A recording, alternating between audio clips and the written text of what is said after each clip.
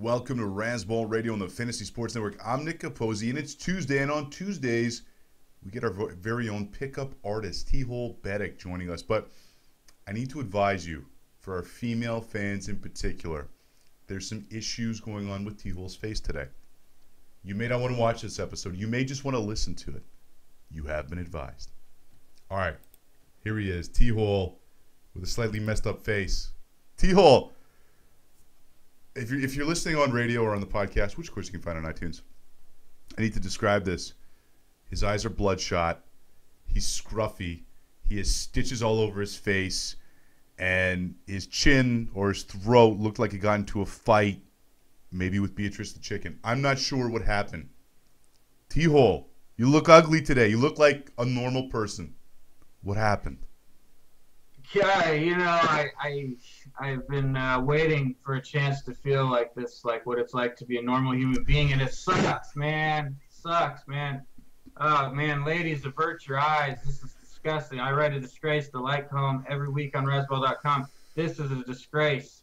I can't look at myself right now. It's just terrible. Buddy, it looks like you really got... Did you get into a fight at the Seahawks game or something?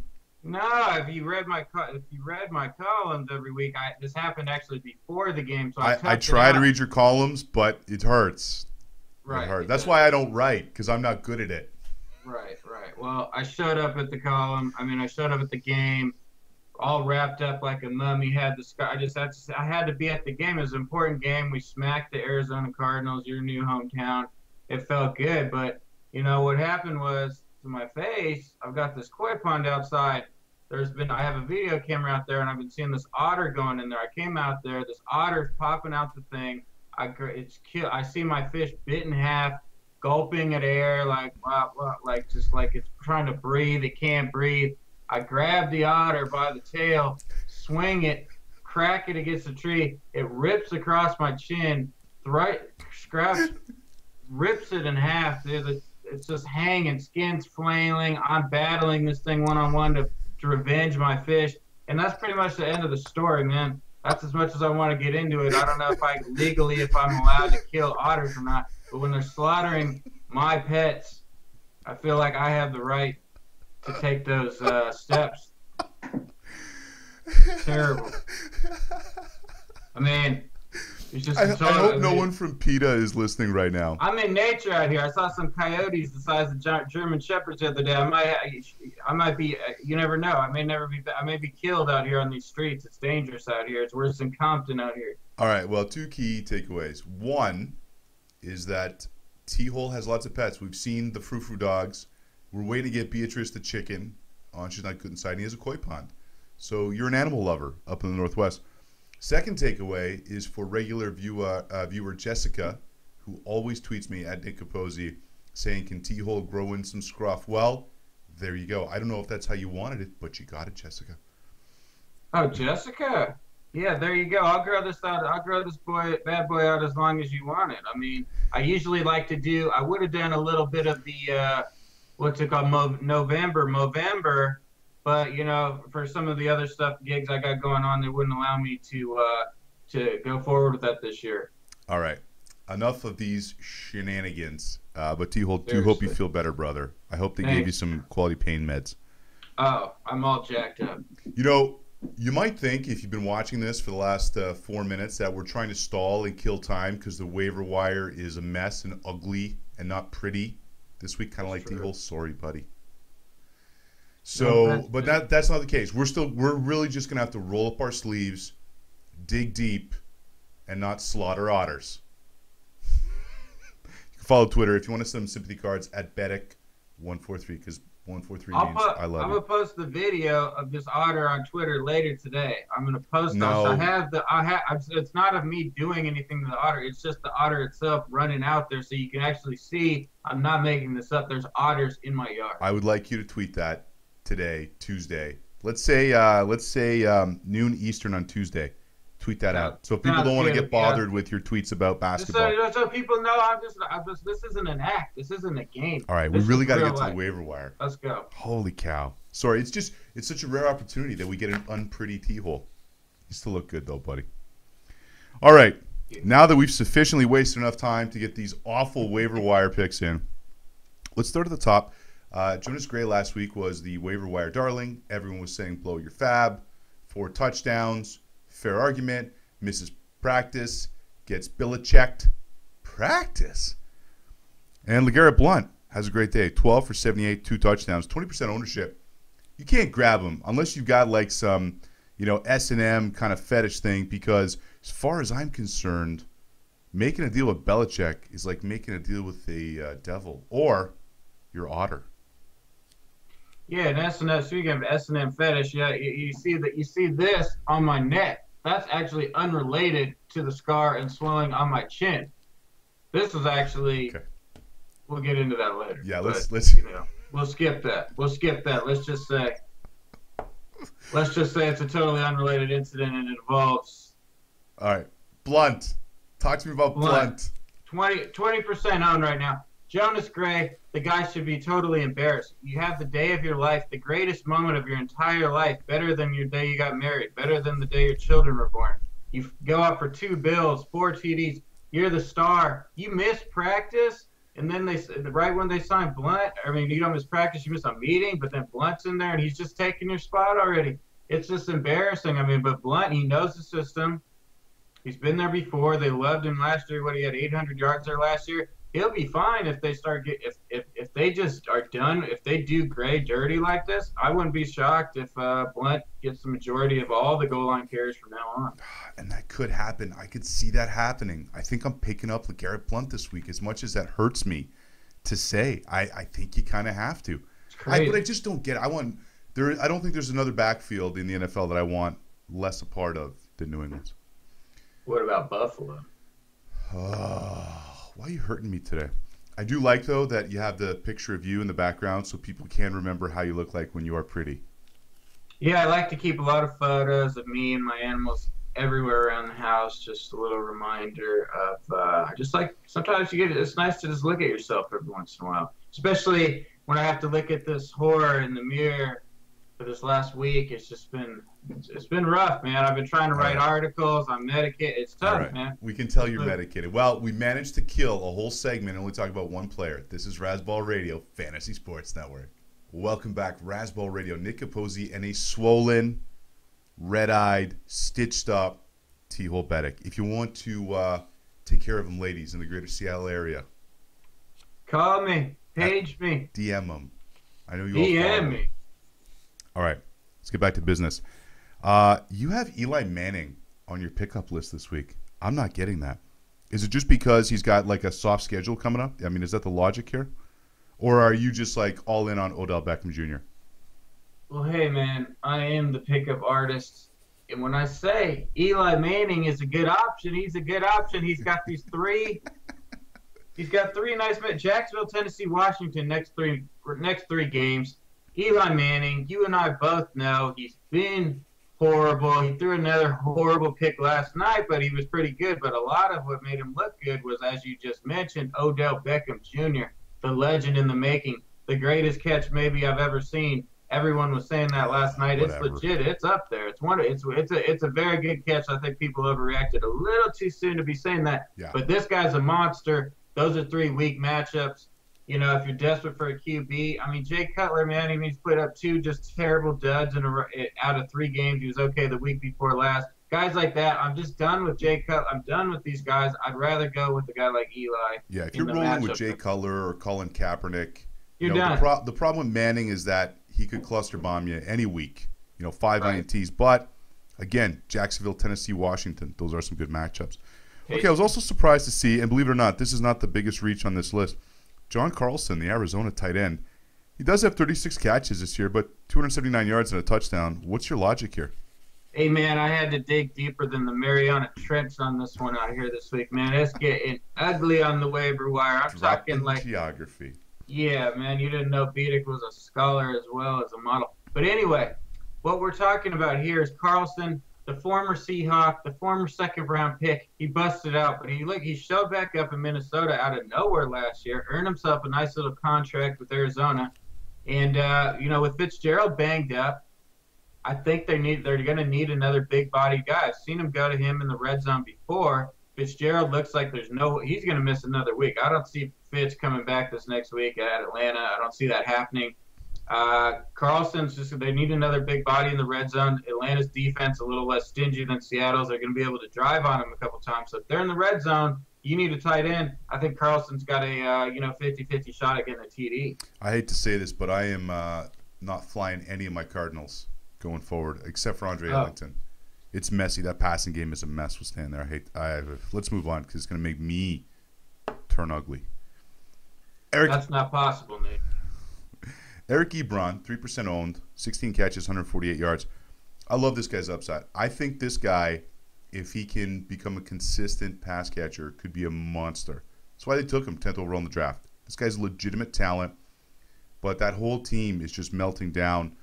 They did not do well last Sunday against New England. Calvin Johnson is AWOL. I mean, you got to be really up a creek here, waving paddles at otters to take a shot here at Ebron, man.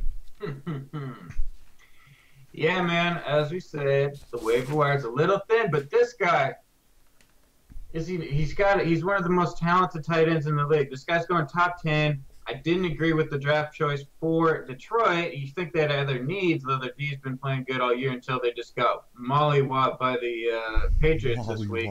Yeah, drop that on you. But something's got to change here. They've got to try something new. They're getting Tate. Calvin's getting double team, triple team. Tate's doing okay. They need that third option, and it's time they started using this guy. When you draft him in the top 10, I'm just saying if you're desperate at tight end, I just have a feeling they're going to start trying to get him a little bit more involved. He's a rookie. He's been banged up, but he's been healthy the last few weeks. It's just time going forward. I mean, it's been out there. A lot of tight ends aren't producing. I mean, Gates has been just worthless the last 3 weeks or so. I mean, if you're looking for a nice little upside guy, I think it's just a matter of time before he makes a big play here. All right. Marquise Lee, this was a guy not only coming into this year as a rookie wide receiver for the Jags you were drooling over, but even in the spring after the draft, you and I did a draft special, and you were crazy about Marquise Lee. Only 16 for 193. There was some discipline issues with him. But, Hearns has been dealing with a concussion. Robinson's out. Cecil Shorts has been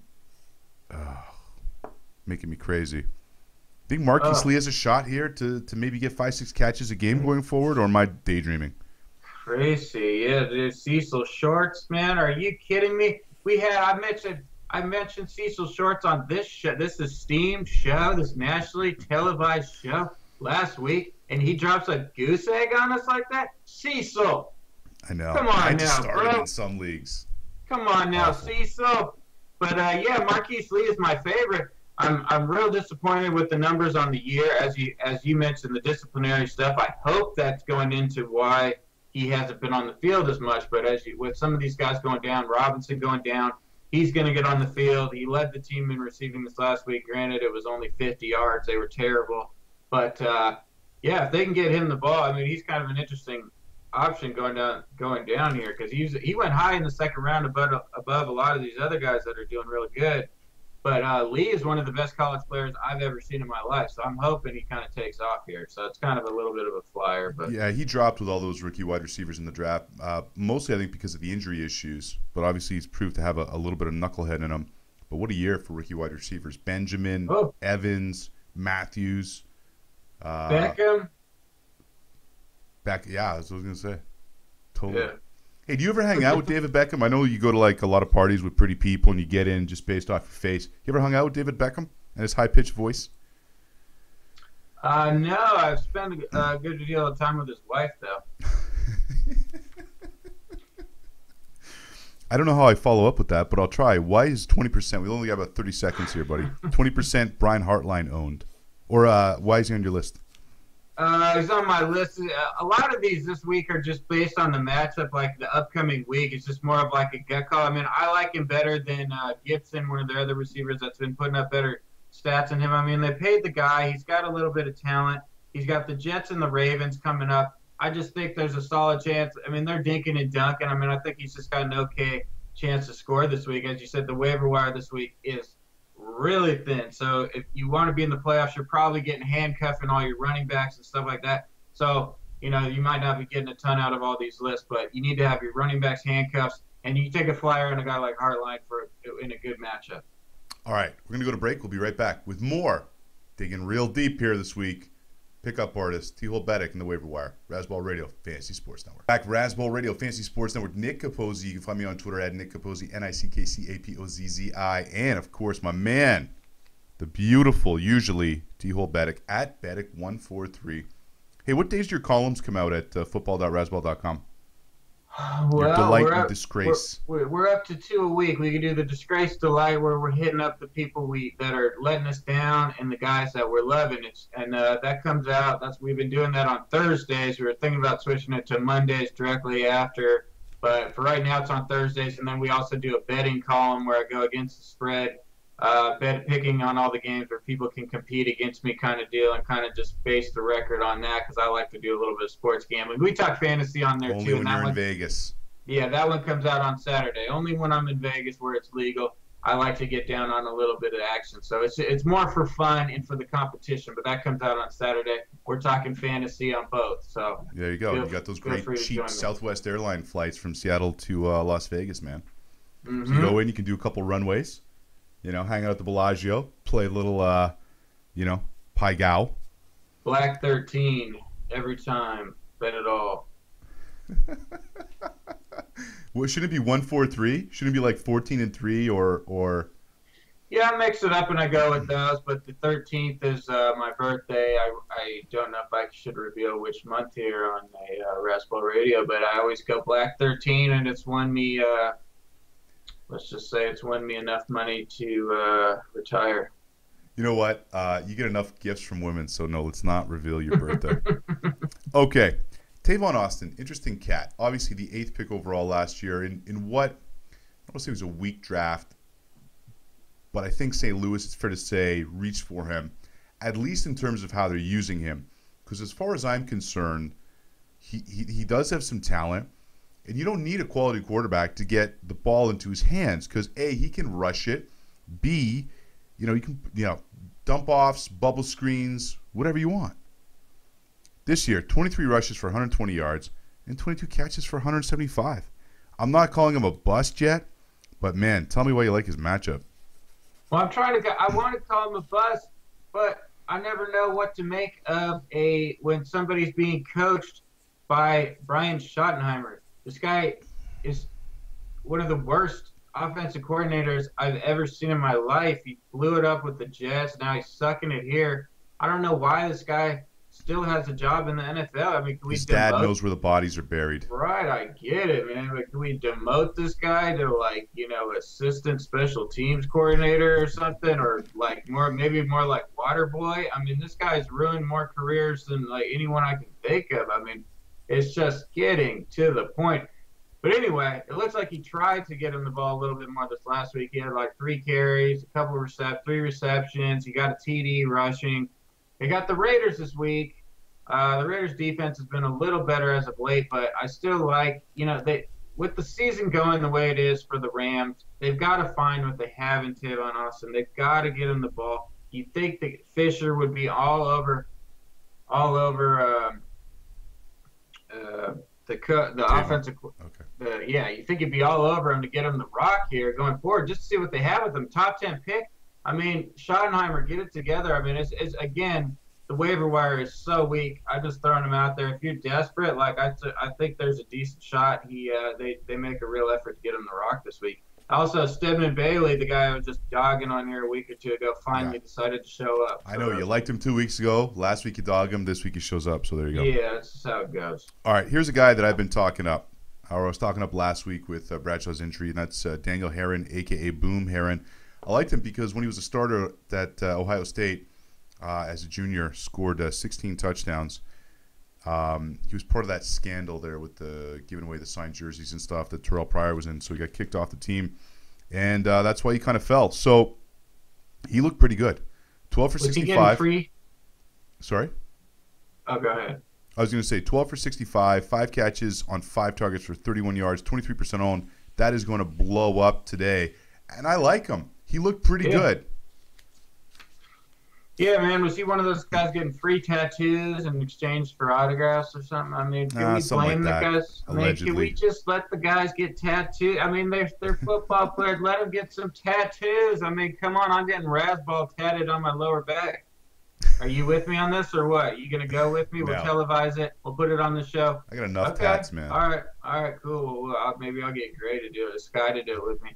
But anyway, oh yeah, Boom. boom, boom, Pay boom, attention, dog. man. You're overly Boom, medicated Aaron. Yeah, that's you have no in the clue state of right Washington. now. I got enough in me to take down a wild elephant right now. But yeah, Heron, this guy's nice, man. I mean, T Rich, is anyone still buying this guy? I was like his last defender. This guy, I know, I was too. It makes no sense. Like, you could plug in a practice squad guy on some of these teams in the NFL, and they could do better than this guy. I mean, it makes no sense how Richardson could be that worthless. I mean, Heron comes in immediately, is more productive. He's averaged about 2 more yards per carry in this particular game, at 20 more yards on 1 less carry. He's getting catches out of the backfield. I mean, I think it's already a given that he's the guy going forward. T-Rich will still be in the mix for some short stuff, but I mean, I think Heron they probably already know he's better. I mean, they're probably still just like, oh, we traded the first rounder for T-Rich. Can we maybe? I mean, it's just over. It's embarrassing. All right, listen, sorry, I got to cut you off only because I got to say this. This is probably the last week to try and get in the playoffs or position yourself in the playoffs. If you got fab, spend it. I really like Heron. He's a good buy. We don't have time because, believe it or not, the shenanigans involving your injuries or whatever happened with the otter you slaughtered. He didn't kill the otter, people. Don't get upset. We actually have a couple guys we're not going to have time to get to. So real quick, Charles Johnson, 5 for 87 last week. 2 weeks ago, 3 for 52 in a TD against the Packers. Pretty good Packers defense. And also Brett Selleck, 3% owned, 25 for 265. But, Ertz hasn't been a disappointment, but they seem to be working Selleck in a bit more. Maybe it's because he's a better blocker, and that's going to help out Dirty Sanchez. Tehol, man, we got to wrap this up, brother. Here's what I want you to do. I'm sorry for rambling on, man. No, we're not rambling. It was a great show. I want you to rest. I want you to take, the proper legal medications, whatever they are in your jurisdiction, and I want you to feel better. And then, and again, for Jessica, I'll ask her how much she wants you to grow that out. Yeah, where's Jessica at, man? Just, give her my Twitter handle. I'm just seeing you today. All right, we got to wrap this up, brother. Thanks for joining us today. We'll be back tomorrow with more Razzball Radio, Fantasy Sports Network. Kisses from Tehol, everybody. See you tomorrow.